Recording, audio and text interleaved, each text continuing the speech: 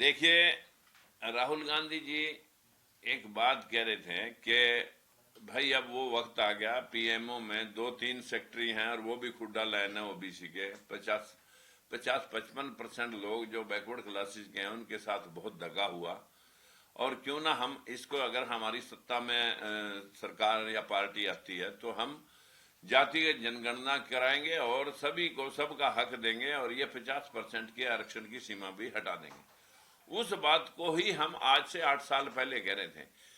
राहुल गांधी जी ने अब शुरू की है कहनी, लेकिन मैं पिछले 8 साल से 100% आरक्षण की बात लेकर के कह रहा हूं। और वो 100% आरक्षण का मकसद यही है कि हर जाति में पढ़े लिखे लोग हैं, नौकरी देश में, चाहे वो क्लास 1 की या 2 की या 3 की या 4 की है, वो लिमिटेड नौकरियां हैं देश में। लिमिटेड में जो है ना, सभी जातियों को समावेश किया जाना था। शासन प्रशासन में सबको भागीदारी मिलनी थी। आरक्षण का मतलब भागीदारी होता है, ना कि गरीबी अमीरी को हटाना। लेकिन वो भागीदारी मुट्ठी भर लोग ही सारी कुछ इस्तेमाल कर गए और बाकी के लोग गुलाम बन के रह गए। इस बात की बराबरी आज कांग्रेस लोगों के पास अपना भरोसा दिला रही है। तो हम भी वही बात 8 साल उनसे पहले कह रहे थे। अब हमें लगा कि हम दो मंचों पर अगर एक ही बात करें तो हमें एक दूसरे के साथ मिल करके ये काम करना चाहिए।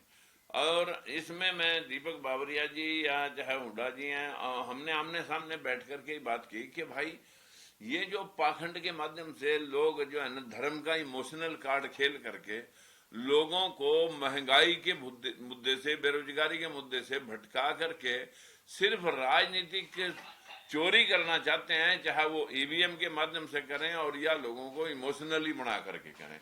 उन मुद्दों से, महंगाई के, बेरोजगारी के मुद्दों और किसानों के मुद्दों से भटकाएं।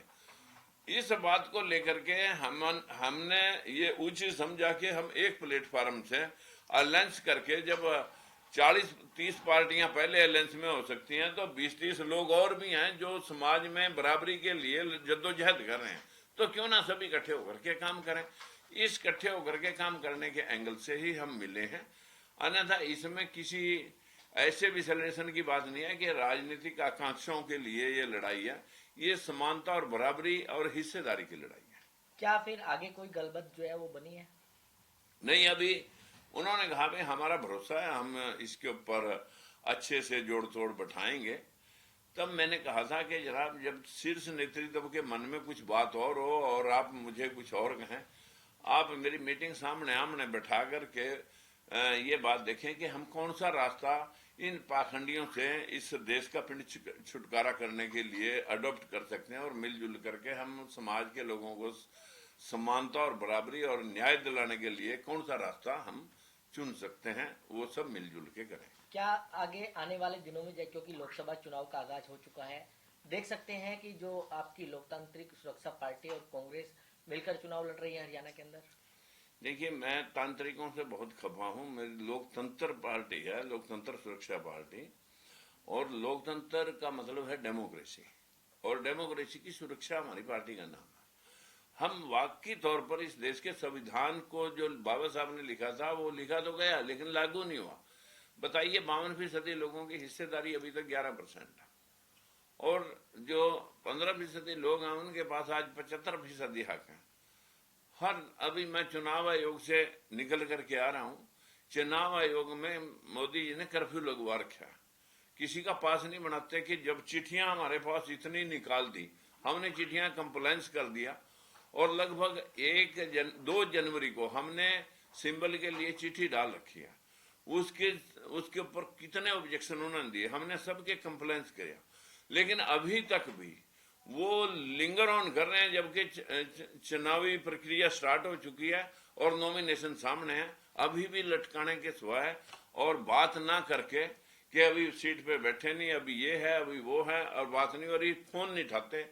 अभी मैं वहीं से आया हूं, बोले जी बैठे नहीं। मैं सुबह पिछले 4 दिन से हमारा जनरल सेक्रेटरी और आज मैं खुद चुनाव आयोग में गए, और वहां पर उन लोगों ने ट्रीट करने की बजाय हमें ऊपर जाने तक का पास नहीं दिया। और हम वो लेटर जो जिसमें उन्होंने लिख के भेजा कि आपकी पार्टी की सब फॉर्मेलिटीज पूरी हैं, अब सिंबल देने में आपको क्या आपत्ति है, ये पूछने के लिए गए थे। लेकिन बीजेपी का प्रेशर चुनाव आयोग नहीं रहा है।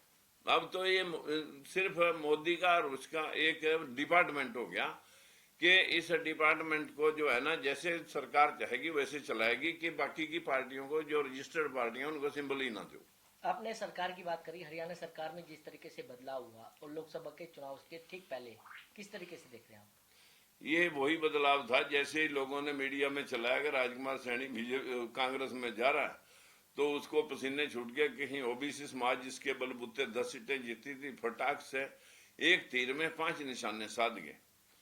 पहला निशाना, दुष्यंत को बेचारा बना करके उसको समझाया गया कि आपका चुनावी मुद्दा लोकसभा नहीं है, विधानसभा है, विधानसभा में हम साथ ले लेंगे।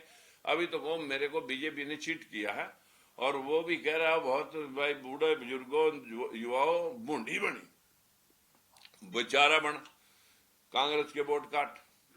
दूसरा नंबर, एंटी इनकम्बेंसी खट्टर के खिलाफ सब वर्ग, किसान वर्ग, जो कच्चे कर्मचारी नाराज, आप सफाई कर्मचारी, यानी सारे वर्ग नाराज। उसको हटाएंगे तो लोग कहेंगे ये तो जो है ना फेडअप था। उसको लोकसभा में भेजने के लिए रास्ता निकाला, और राजकुमार सैनी को सबसे बड़ा वोट बैंक जो है ना बैकवर्ड में सैनी समाज का है, उसी के समाज से चीफ मिनिस्टर बनाया जाना। लेकिन हमें कम से कम ये तो भरोसा हुआ कि बीजेपी इतनी थ्रेट में है कि हमारे समाज को, राजकुमार सैनी को मतलब डिलीट मारने के लिए या डिग्रेड करने के लिए या रोकने के लिए उसके समाज का एक मुख्यमंत्री बनाया। हमने तो बधाई दी, पर कम से कम तुमने ये सोचा तो सही कि भाई ये लोग भी बसते हैं।